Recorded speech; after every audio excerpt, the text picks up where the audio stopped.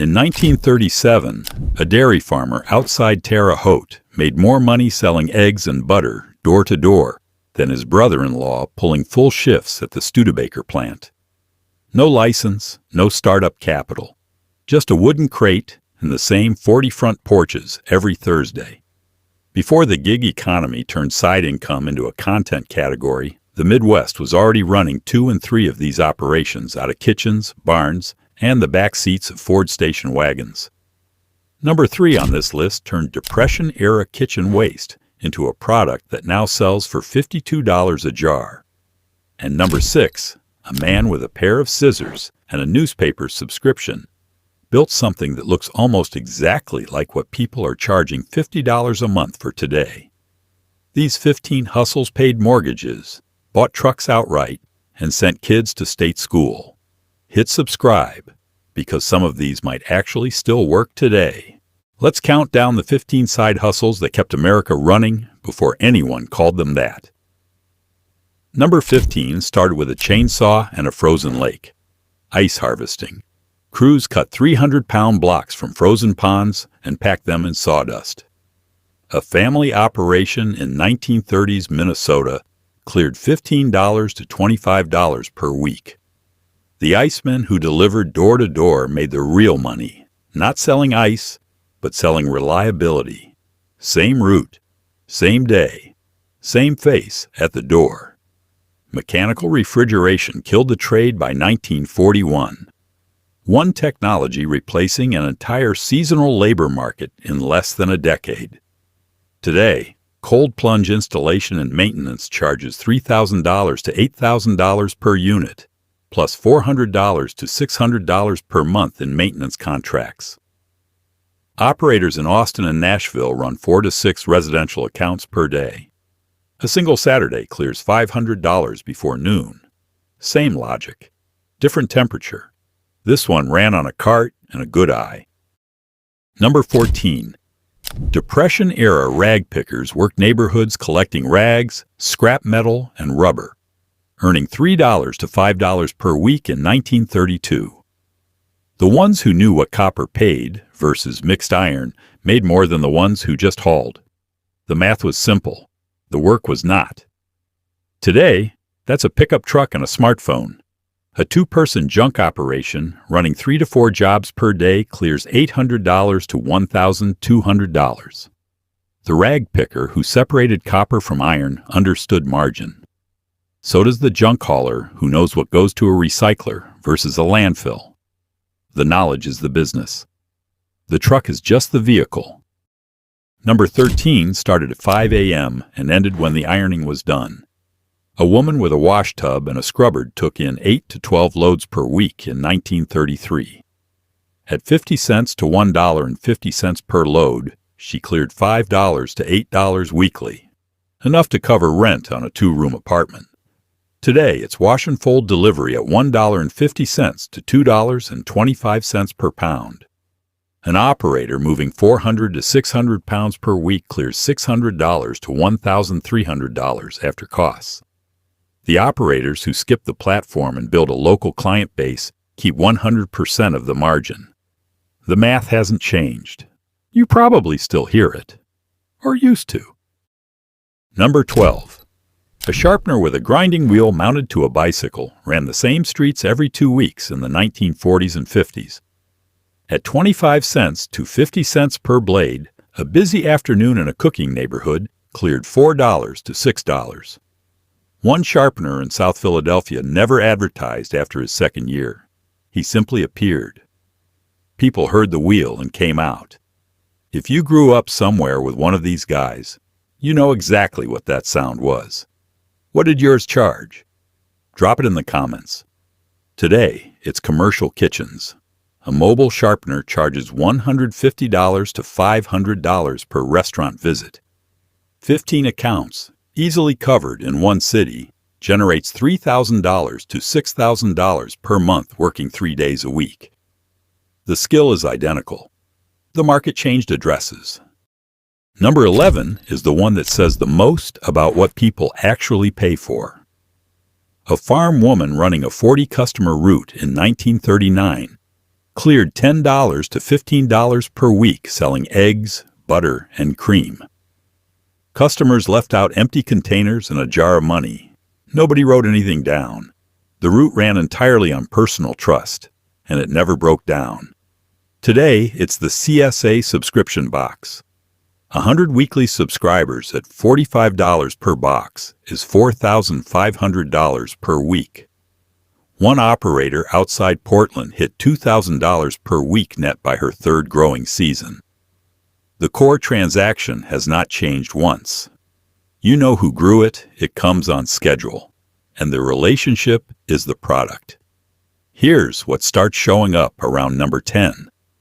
These weren't service businesses exactly. They weren't product businesses exactly either. They were attention businesses. Someone paid close attention to what a neighborhood needed, then quietly filled it. The same way, the same day, week after week. No storefront, no sign. Sometimes no name that anyone outside the neighborhood would recognize. Every town had at least one. Nobody questioned how they made it work. They just knew they did. Number 10 started on a front porch for a nickel. During the Depression, families sold homemade root beers and ginger drinks from their front porches for 5 cents a jar. A family moving 40 to 60 jars on a Saturday cleared $2.50 to $3 a week of groceries.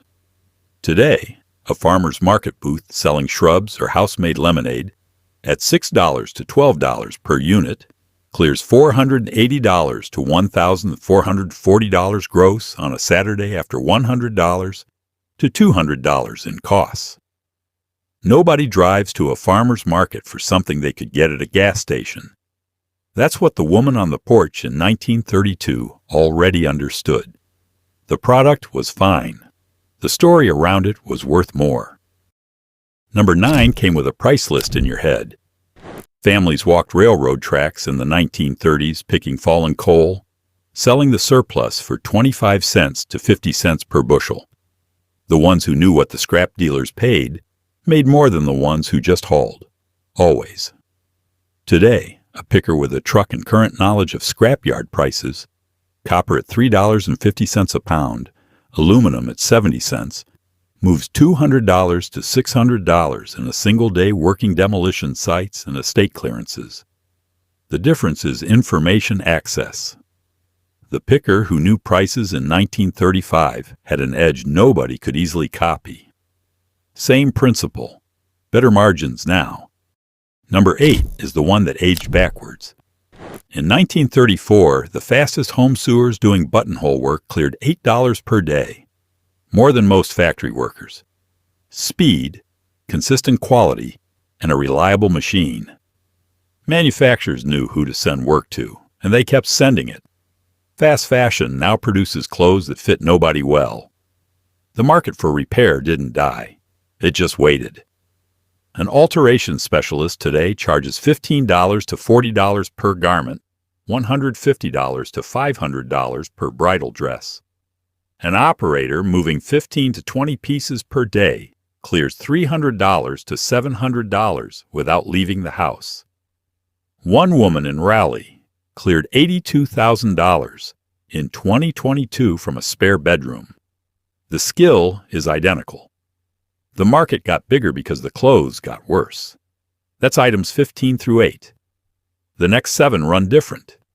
They're not built on physical routes or household services.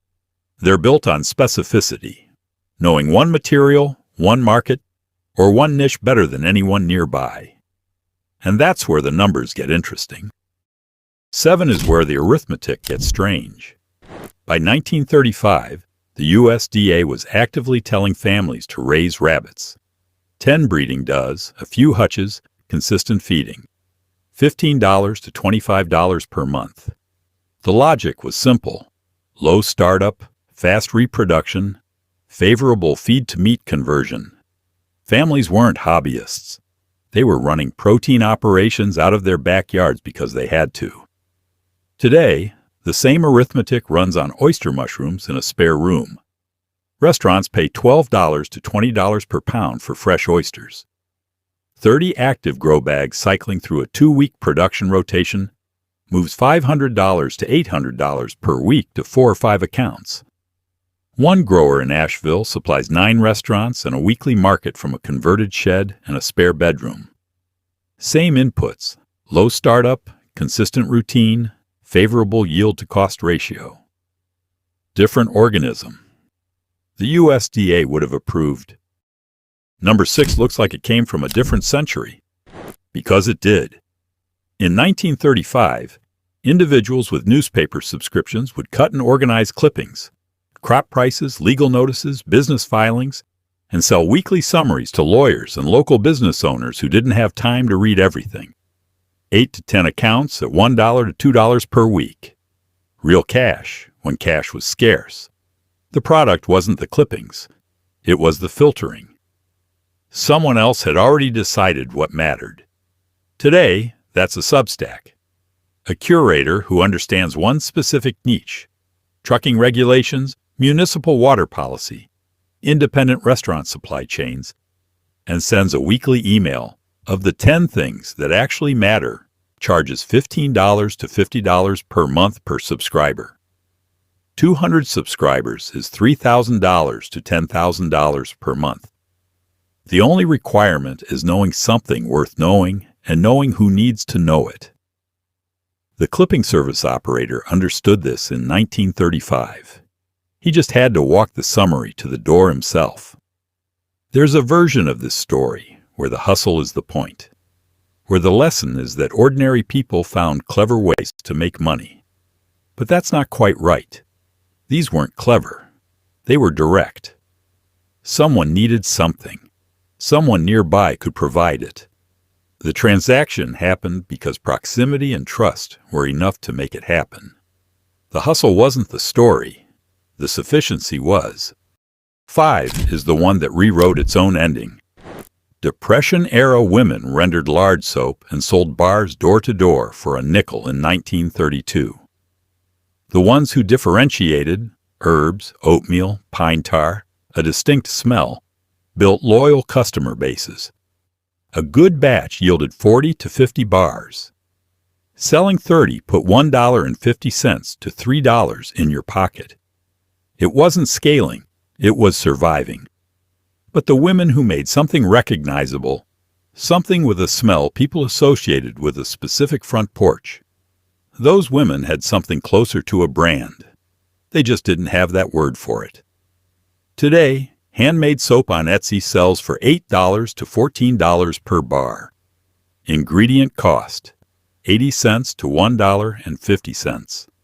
Top sellers document $80,000 to $150,000 in annual revenue. The woman in 1932 understood that store soap had no story. Her bar did. She just didn't have a platform to tell that story past 40 front porches. The platform changed. The product logic didn't move an inch. Number 4 is simpler and messier at the same time. In 1938, a handyman doing furniture repair ran 4 to 6 jobs per day, regluing chairs, recaning seats, refinishing tabletops, clearing $3 to $8 daily. The skill was patience and understanding how furniture was originally built. The man who knew the difference between a mortise and tenon joint and a dowel replacement worked faster and charged more. Tools were basic. The knowledge was the asset. Cheap furniture eventually made replacement cheaper than repair. So the trade became flipping.